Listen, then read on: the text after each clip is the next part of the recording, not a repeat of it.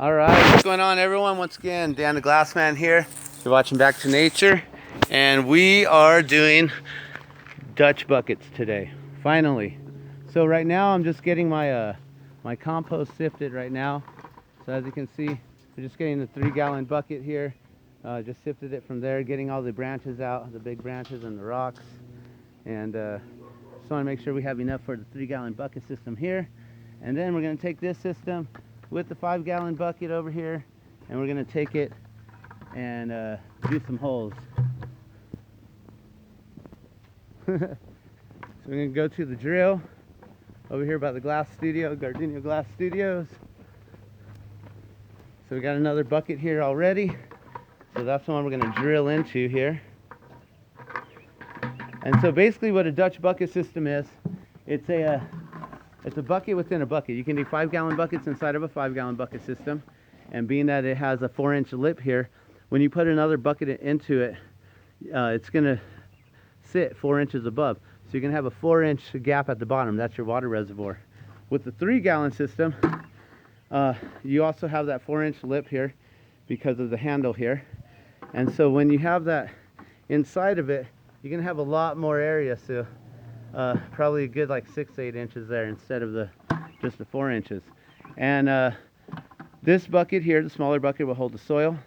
That bucket will hold the water. We have a mark on the side right here. That's where when we put the bucket in, that's the level, so the water will be able to, when you overflow it, that'll be your overflow hole there. So we need to get this prepared. Basically, all we have to do is drill some holes here. And I'm going to do an experimental way today, which normally we cut out the center here and we put a solo cup in. But I want to see if a rope like this size here, it's a good, I don't know, 1/4 inch thick or so. We'll see if that will absorb enough water up in to the system here. And so we're just going to put that wick right into the center there. And then we need more holes for the aeration. So I'm just going to go around real quick, and I'm just going to put 2 holes just right here, and we're just going to go on the opposite side. Just make it real quick and simple. And then on one of the sides, we're going to have to make a hole big enough for the, and I guess we can also go in the centers here. Sorry for my shoddy camera work. And so there you go, there's some holes there. And then we need a hole for a PVC pipe, which I didn't bring out. We have one over there on the side. Maybe I'll get my knife out and try to cut that. And so we're gonna need to make a hole for a PVC pipe. And so basically we're just gonna try to eyeball the size of what a PVC pipe would be.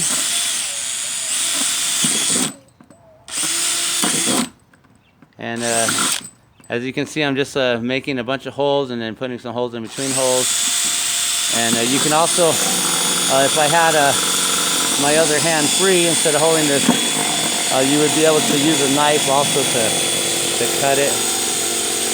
As you can see, I'm just using the drill to kind of make a hole here. So it's not the best, but this is just for an example on kind of what you need to do here. And then a PVC pipe should fit. So we have this really large one here. So let's see if we can actually get a saw. And we'll see if this just fits in here real quick, even though it's really, really big and tall. And so yeah, that actually is a good size there. As you can see, there's just a little bit of opening. And if I took my time to actually use a pencil and trace it, if I had both hands free, it would work really well. So now we're going to flip this into the bucket here. One more hole we need to drill is the overflow hole. So we're just going to flip this onto the side right here, and we'll make that hole right there.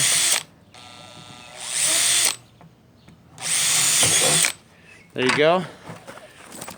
And as you can see, with the bucket all the way down, I I don't know if you can see inside the hole. Let me see if I can get in there. It's just basically just right underneath where the black is there. I probably could have gone a little bit higher, but that works, that's fine. Let's see if I can turn this and maybe we can see it. And then once we have this set up like that, and then we'll put the tube directly inside of here, and that's your water flow tube, and we'll cut this just right off here. And my brother's actually here, and he's running to go see if there is another, if he has a saw or something, I believe. And so we'll cut that, and we'll fill this with soil. And we need to put the wick in also, so let me grab that wick real quick. And for the first experiment, we're only gonna do one wick.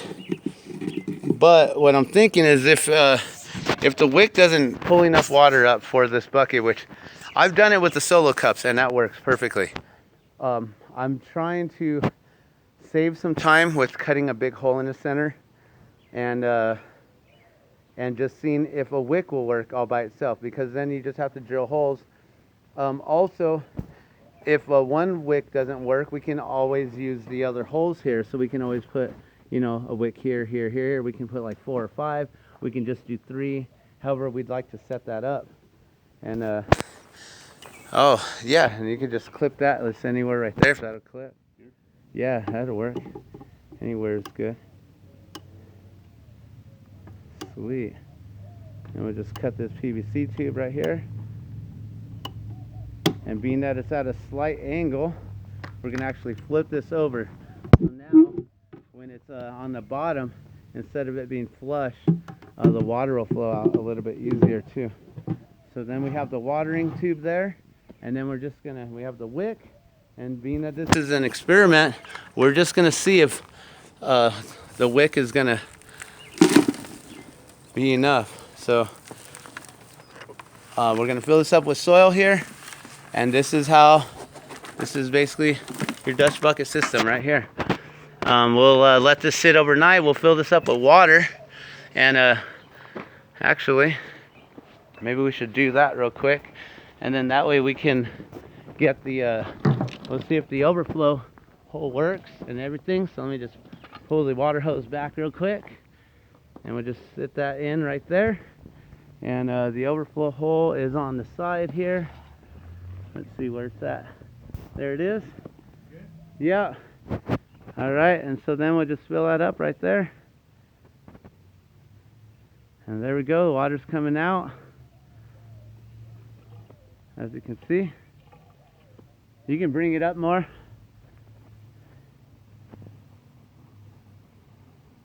And it's all right if a little bit of water touches your soil, whatever. You do want to water through the tube and not through the soil. That way you keep your nutrients in the soil and you're not draining your nutrients out of it. And we'll just keep watering this until the water reaches the overflow hole. I can see the water in there a little bit. It's getting close.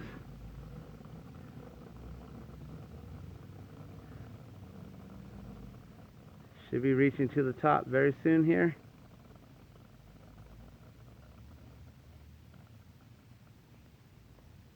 And then once it reaches that level there, then it should overflow right there. There you go. And so that way you know that your bottom is full. The wick, it should be absorbing that the water now, and it should pull it up into the soil. Also, evaporation will also bring a lot of the moisture up into the soil.